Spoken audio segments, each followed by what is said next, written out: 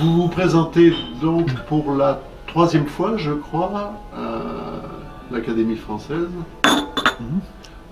Cette fois-ci, c'est au fauteuil de René Girard. Est-ce que vous pouvez nous donner un pronostic?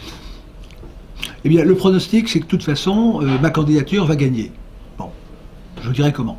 Mais le point important, c'est que nous sommes en 2016 et en raison de la mort de Philippe Beaussant et de ce qui s'est passé à la dernière élection du 3 mars 2016, donc c'est l'année de la reconquête de la langue française. Donc c'est l'heure de gloire qui est arrivée et tous les Français doivent se mobiliser selon les termes que j'ai indiqués du plan de Philippe Beaussant dans ma lettre de ma candidature, dans mon annonce et dans le communiqué l'AFP pour ou contre les ennemis de la langue française. Là, vous n'avez pas répondu à ma question. Je vous avais demandé un pronostic concernant votre élection. Est-ce que vous pouvez aller un petit peu plus loin? Alors, j'ai répondu à cette question en ce sens que je vous ai dit que de toute façon, ma candidature allait gagner. Bon, maintenant, c'est la question comment et quand. Bon, je n'ai pas dit ma personne, j'ai dit ma candidature à la reconquête de la langue française. Alors, comment? La grande découverte depuis la dernière élection, c'est que l'Académie doit appliquer ses règles. C'est la grande règle du classicisme. Il y a des règles. Bon. Alors, pour qu'une élection donne le bon résultat, il faut que les acteurs respectent les règles. Bon. Premier acteur, c'est l'Académie elle-même. Va-t-elle voter contre elle-même, comme elle l'avait fait aux élections du 3 mars en élisant le candidat de l'éducation nationale, ou va-t-elle voter en suivant le choix de Richelieu, c'est-à-dire voter pour ses statuts? Richelieu dit très clairement qu'il ne faut pas élire celui qui a 10 prix, qui a vendu 1 million d'exemplaires, qui est traduit dans 40 ans, mais celui qui a le talent adapté à la langue française, à la situation de la langue française. Premièrement, donc l'Académie doit appliquer les règles. Et si elle l'applique. Deuxièmement, les médias. Les médias vont-ils faire diversion, comme ils l'ont fait, pour arriver, et c'est un point que nous aborderons, à menacer l'Académie de tous les foudres de l'enfer, si je peux dire, si l'Académie vote pour la reconquête, ou effectivement, est-ce que les médias vont enfin appliquer la charte de Munich de 1971, qui les oblige d'une part à dire la vérité, à respecter, à être équitable. Ça, c'est la charte de l'AFP, nous en reparlerons. Bon. Et enfin, troisièmement, est-ce que les candidats vont jouer le jeu? Puisqu'il faut, et c'est le but de ma candidature, que l'élection à l'Académie française soit un événement, comme l'élection du président de la République, comme toutes les élections, et c'est l'occasion, évidemment, dans une démocratie, si je peux dire, de refaire le point, de débattre, d'argumenter, et de voir quels sont les critères. Bon, donc est-ce que les critères d'élection donc, est-ce que les médias vont enfin, donc j'avais dit jouer le jeu, et les candidats publier leur motivation? Donc, leur motivation, ou faire comme Mackin, comme André Mackin, qui finalement n'a rien fait pour la défense de la langue française, pour s'opposer à la réforme des collèges, et qui finalement a attendu, après avoir dit qu'il y a autant de langues que de grands écrivains, de langue française que de grands écrivains, a attendu son élection pour dire les deux mots qui tuent, c'est-à-dire il ne faut pas avoir peur d'être traditionnel et classique. Voilà, donc les trois conditions, si l'Académie, si les médias et si les candidats, j'ai vu la liste et nous pourrions en parler, jouent les règles, appliquent les règles, eh bien effectivement, ce ne peut être qu'un candidat de la reconquête de la langue française qui sera élu. Oui, mais autant on peut être certain que depuis 5 ans, les Français ont changé d'avis et ne rééliraient pas le précédent président de la République. Mais qu'est-ce qui vous fait penser que depuis le mois de mars, les académiciens auraient pu changer, enfin certains ont disparu bien sûr, auraient pu changer au point de voter pour vous maintenant? Eh bien, de toute façon, ce ne sont pas les académiciens qui doivent voter. C'est l'Académie. C'est-à-dire que l'Académie a des statuts.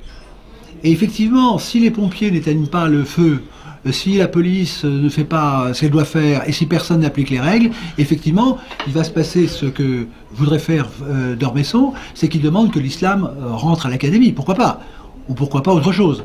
Donc je dis simplement que, et je peux vous dire qu'il y a un grand trouble à l'intérieur de l'Académie actuellement, parce qu'effectivement, l'Académie est en train de réaliser le fait qu'il ne s'agit pas d'élire des candidats sur un critère de sympathie, de coterie ou d'autre chose, mais qu'il s'agit quand même d'appliquer ce qui est sur le site de l'Académie, c'est que le but c'est la défense de la langue française, et non pas la promotion d'un livre ou la promotion d'un auteur. Or, quand vous regardez la liste actuellement des académiciens, eh bien, vous constatez, enfin des candidats à l'Académie, vous constatez qu'ils n'ont pas le profil de Richelieu. Je vous retourne ce que je vous ai dit encore tout à l'heure. Qu'est-ce qui peut vous faire penser qu'ils vont voter dans le sens de... Écoutez, non, c'est pas mon problème. Mon problème, c'est simple, c'est-à-dire que actuellement, il y a un processus qui est en cours. C'est-à-dire que je représente le message de Philippe Beaussan. Philippe Beaussan a déclaré a déclaré 2016 en première année de la reconquête de la langue française. Alors parlez-nous de Philippe Beaussan, dites-nous un peu qui il était et pourquoi vous... Alors, je crois qu'il faut comprendre pourquoi cette année est de fait l'année de la reconquête de la langue française. Bon.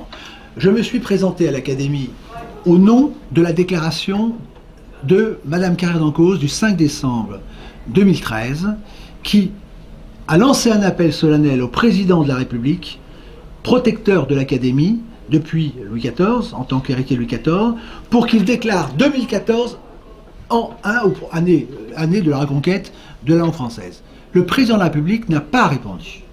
Donc, à ma connaissance, je suis le seul à avoir répondu à l'appel de l'Académie française à la reconquête de la langue française. Il faut savoir que le 30 janvier 1975, ce n'était pas hier, Maurice Schumann avait dit que le temps des héritiers était terminé et qu'il fallait maintenant forger les armes de la reconquête de la langue française. Donc la question maintenant, elle est simple, c'est que ceux qui ne défendent pas ce qu'ils aiment, ont-ils encore le droit d'être appelés des humains? Même les animaux défendent leurs biens. Donc actuellement, la langue française est en péril de mort. Personne ne le nie, personne ne peut le nier. Et je vais vous donner un critère simplement. Un critère très simple. Bon, vous prenez les institutions européennes, ce qu'on appelle la construction européenne. À l'origine, la langue était la langue française. La langue française. Bon. En 1997, il y avait les textes en langue française étaient réduits à 40% déjà. La langue anglaise, 45%. Maintenant, les textes en langue française sont moins de 5%. Donc, une telle chute n'a pu se faire que par une haute trahison. Et j'allais dire, la cerise sur le gâteau, c'est que les Anglais, en principe, partent maintenant et ils nous laissent la langue anglaise. C'est-à-dire cette aberration, l'anglais n'est pas la langue de l'Europe, et par un tour de passe-passe, il y a eu une substitution. Et le drame de la question, de cette trahison des élites dont parle Madame Carrère d'Encausse, elle ne dit pas trahison, elle dit des intérêts, autre chose. La trahison qui est la clé, le nœud du problème, le nœud du mal français, c'est que la langue française a cessé d'être hégémonique après la guerre de 14. Et c'est la fameuse phrase de Maurice Druon qui dit que la langue française a résisté à Waterloo et à Sedan, mais elle n'a pas résisté à Verdun. C'est-à-dire qu'il y a une autre trahison. Et le problème actuellement, c'est que l'anglais étant de fait la langue de l'Europe, ceux qui vont à Bruxelles maintenant sont ceux qui parlent anglais, doivent être anglais. Au début, je vous rappelle qu'après 1973, les Britanniques envoyaient leurs émissaires, si je peux dire, à Bruxelles, ceux qui parlaient français. Maintenant, donc il y avait une érosion dans le bon sens qui fait que c'était la promotion du français en Angleterre. Maintenant, c'est l'inverse. C'est-à-dire qu'il faut envoyer à Bruxelles des Français qui sont sous hégémonie anglaise. Donc, au bout du compte, c'est qu'une question de temps. Vous voyez qu'en 2 générations, le français est passé de la situation hégémonique à la disparition. Maintenant, c'est la fin. Donc la question maintenant, c'est pour ou contre la reconquête de la langue française. Donc l'Académie va devoir choisir. Est-ce qu'elle est dans le camp des contre la reconquête ou pour la reconquête? Et la question se pose pour chaque académicien. Alors là, vous me demandez ce qui va se passer. C'est qu'on ne joue plus là. Nous sommes en guerre. Hein, c'est pas la question de l'opinion. C'est pas moi qui le dis. Tout le monde le dit. Nous sommes en guerre. Et c'est la guerre des langues. Donc c'est une question de survie. Or, quelle est la stratégie? Il faut que les Français s'engagent. Je les invite à s'engager. Nous allons continuer le combat. Il y a eu l'étape 1, 2, 3. Maintenant, le première arme, je vais vous le dire, a été franchie grâce à Philippe Beaussan. J'invite quand même ceux qui m'écoutent à aller sur le site à réarmer l'intelligence pour lire les textes. Il faut que les Français apprennent à relire, à comprendre, à apprendre par cœur s'il le faut. Nous sommes dans cette situation. Actuellement, le langage est réduit à des slogans, c'est-à-dire que la langue française n'est pas une langue de slogans. Celui qui emploie des slogans est anglais. Slogan, c'est un mot écossais qui veut dire cri de guerre. Mais quand on est né au cri de guerre, c'est qu'on est des bêtes, si je veux dire. Enfin, on est réduit aux dernières extrémités. La civilisation française, c'est la civilisation de l'écrit, de la parole, de l'intelligence. Donc, ou bien les Français vont réarmer l'intelligence à la reconquête de l'Académie française, parce que si nous voulons reconquérir la langue française, il faut reconquérir l'Académie. Pourquoi? Parce que c'est le symbole. L'Académie, c'est la tête. L'Académie française, c'est la tête. C'est la tête de la francophonie. C'est la tête. Et Philippe Beaussant disait, je ne peux pas tout vous dire maintenant, mais on peut y revenir, il a dit finalement c'est de l'Académie française que doit partir la reconquête. Donc il faut que les académiciens fassent leur devoir. Il ne s'agit pas d'élire. Nous voyons par exemple, je le cite quand même, ce qui est tout à fait scandaleux, c'est Jean d'Ormesson qui passe son temps sur les télévisions à vendre ses livres. Bon, c'est un spécialiste de la citation, Jean d'Ormesson. Donc il a l'intelligence des citations qu'il cite.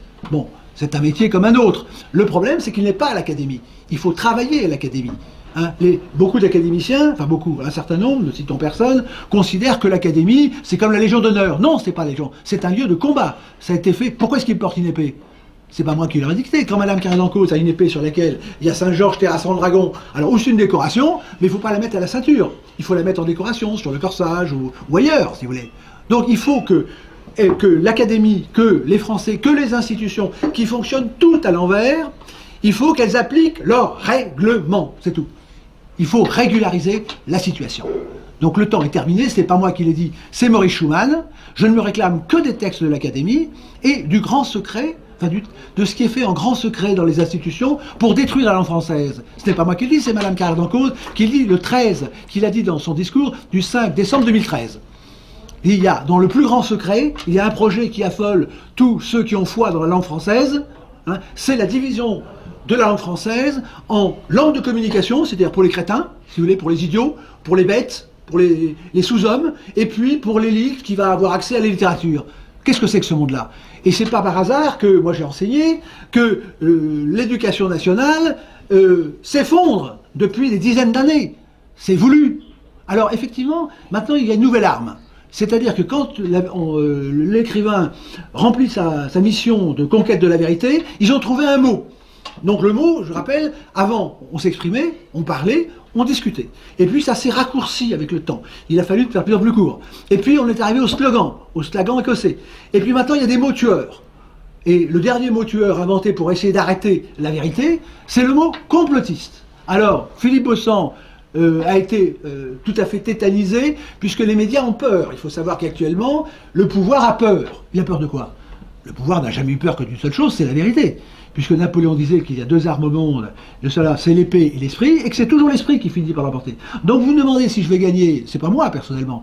Le principe ne peut que gagner dans le principe, si je peux dire, c'est que la vérité, c'est ce qu'on dit toujours, doit triompher.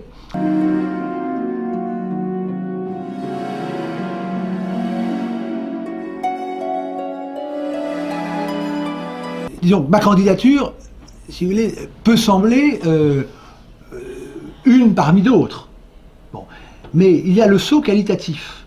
C'est-à-dire qu'en mathématiques, le 1, c'est le nombre des nombres. C'est quasiment Dieu pour Platon. Le 1, d'ailleurs on parle de monarchie, le 1 peut être tout, s'il se multiplie. Tout bon.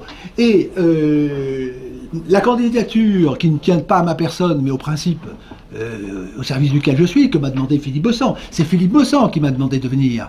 Bon, Philippe Beaussant, ce n'est pas n'importe qui. C'est le président de la défense de la langue française. Et puis, c'est l'académicien le plus multimédia. Bon, alors comment se fait-il que tout à coup, les médias se soient affolés devant ma candidature? Bon, ça semble dérisoire. Bon, c'est-à-dire qu'au lieu tout simplement de faire ce que doivent faire ces médias qui ont une prétention incroyable, il suffit de les écouter, bon, à la hauteur de leur nullité, comment se fait-il que ces médias n'aient pas tout simplement annoncé les candidats? Je parle de la dernière d'abord, la deuxième, et puis il dit voilà, il dit ça, il dit qu'il faut reconquérir la langue française, comme c'est drôle. Bon, il peut dire ça ne nous intéresse pas, il pouvait dire ce qu'il voulait, mais ils l'ont tu. Et le silence tue, c'est la peur. Bon. Donc ils ont centré leur caméra sur un Valentin, qui a 15 ans, et puis ils ont tourné autour, mais c'était pas suffisant, parce que je suis quand même arrivé à communiquer, notamment dans un article de La Croix, et ils ont pris peur, c'est la seule explication. C'est-à-dire que le jour de l'élection, ils ont dit, si quelqu'un vote pour la candidature de reconquête de la française, c'est qu'il y a un courant complotiste à l'Académie française. Vous vous rendez compte, le poids des mots. Sachant que le gouvernement a lancé un programme Réagir contre le complotisme, sachant que Najat Vallaud-Belkacem n'a pas trouvé d'autres réponses à l'insurrection des Français contre sa réforme destructrice de la langue que de dire qu'il y avait un complot contre l'orthographe, elle a fait une histoire de dérision ridicule dans, si vous voulez, au Jardin des Plantes, pour dire on m'impute un mais c'est tueur, c'est-à-dire c'est le rire qui tue. Donc ils ont été obligés de sortir la grosse artillerie en disant si un académicien vote pour la reconquête, parce que ma candidature se recommande uniquement des textes de l'Académie, uniquement des textes de Madame Carré-d'Encausse, y compris, et c'est là que le bas blesse, du texte, du projet en plus grand secret qui affole ceux qui croient à la langue française, c'est de diviser la langue française en deux, les sous-hommes et les races supérieures. Si vous voulez. C'est ça le projet. Alors que l'éducation nationale dit constamment il faut lutter contre l'inégalité, etc. Mais tout ça, ça fait sourire. Bon. Et maintenant que la vérité commence effectivement à affleurer, il faut effectivement utiliser un mot tueur. Et évidemment, Philippe Beaussant, quand il a appris la chose, parce que c'est lui le chef du complot, évidemment, Philippe Beaussant, c'est le président de la Défense française, c'est lui qui m'a demandé de me présenter à l'Académie, et donc, si quelqu'un vote, c'est lui le chef du courant complotiste. Vous vous rendez compte, il en est mort d'ailleurs depuis, pour diverses raisons. Et il est mort à sa tâche. Bon. Et il prépare un livre dans lequel Madame Najat Vallaud-Belkacem n'aurait pas été très très bien traitée d'ailleurs. Bon, je tiens à vous le dire. Bon.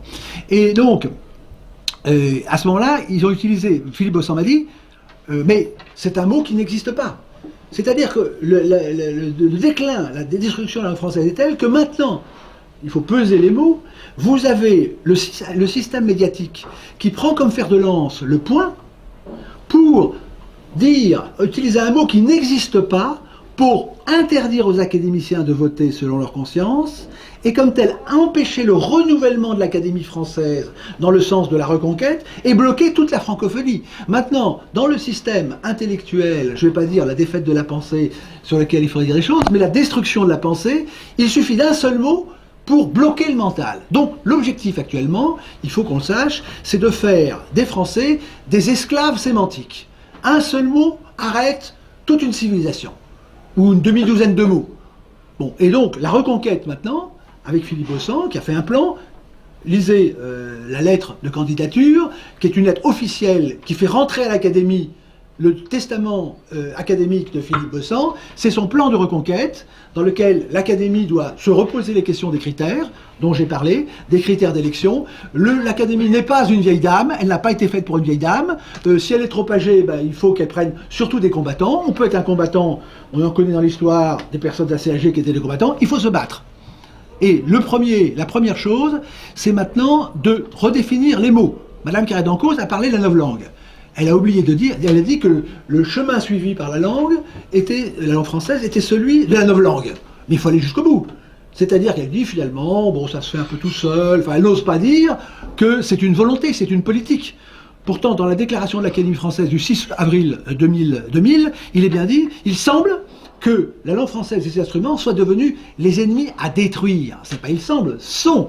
Qui est l'ennemi? Qui veut détruire? C'est ce qu'on apprenait à l'école dans l'explication de texte. Que veut dire ce texte? Qui dit quoi? Comment? Eh bien, l'ennemi de la langue française, c'est l'éducation nationale, il faut le dire. C'est pas par hasard que depuis tant d'années, c'est le déclin permanent.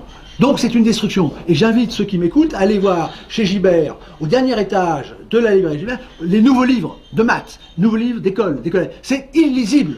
Et c'est pour ça que je dis c'est un Vertin intellectuel. C'est un massacre.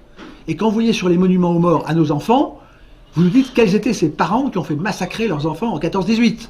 Bon, maintenant c'est le centenaire de la bataille de Verdun, ça continue, mais c'est intellectuel. Donc il faut maintenant que c'est l'heure de gloire qui arrive pour ceux qui le veulent, nous pouvons changer l'histoire, il suffit de s'engager, tout simplement, et d'exiger que les règles soient appliquées.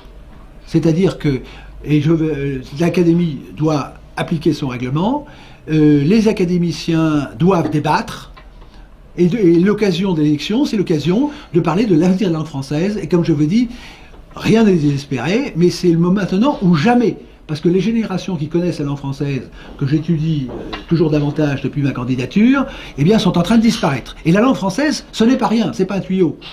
Les gens, le commun des mortels croit que lorsqu'ils parlent en français, la langue c'est le tuyau et le nectar c'est ce qu'ils disent. Eh bien, c'est l'inverse.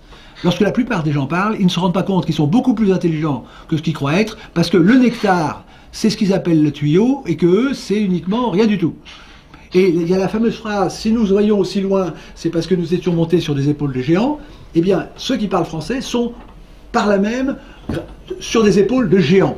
Donc il faut préserver cette langue. Et là, cette langue n'est pas un tuyau, c'est pas une langue de communication. La langue française, c'est un but, comme le disait le maréchal Foch, un but, un plan, une méthode. Le but, c'est la vérité. Le plan, c'est celui qui a été appliqué par Louis XIV. C'est-à-dire la constitution des académiciens, la valorisation des textes, l'intelligence. Et ça a donné cette floraison, ce triomphe de la culture française sur lequel je ne m'étendrai pas. Et la méthode, c'est quoi? La méthode, c'est la raison. La raison Morey-Géométrico. C'est-à-dire que c'est derrière, sous la langue française, il y a un pavement, je dirais, quasi mathématique, qui permet d'avoir des certitudes. Tout ce qui n'est pas clair n'est pas français, c'est parce qu'il y a une logique, je pourrais dire Morey-Géométrico, dans la langue française, qui fait que la langue française s'exprime comme un jardin à la française, avec ses perspectives, avec sa symétrie, et c'est ce qui faisait dire à Madame de Staël, qui n'était pas du tout une amie de la France, ni de la langue française, de dire que c'est effectivement en français que l'on peut le mieux exprimer les choses, parce que la langue française, c'est la langue du verbe et c'est la langue de la vérité. Et donc, avec cette arme, c'est le trésor que nous avons hérité des Grecs. La langue française n'est pas une langue comme les autres, c'est l'héritière